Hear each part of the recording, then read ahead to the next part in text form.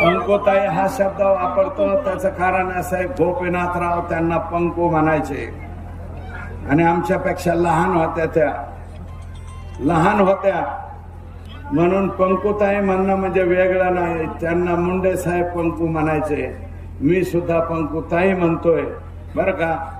पंकजा ताई सुद्धा नाही. अहो ताई, तुम्हाला ताई साहेब म्हणलं, मी ताई साहेब म्हणलं, तुम्ही काय मान राखला माझा, असं कस काय केलं तुम्ही.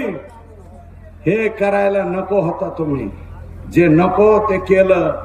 मला पाडायला निघाला आणि ही शिट्टी आणता माझ्या विरोधात.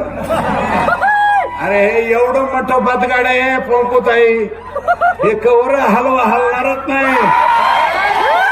आता तर हे बदगाड परत येतच नाही कधी. आणि यांच्या संस्थेवर काम करणाऱ्या मास्तरांनो,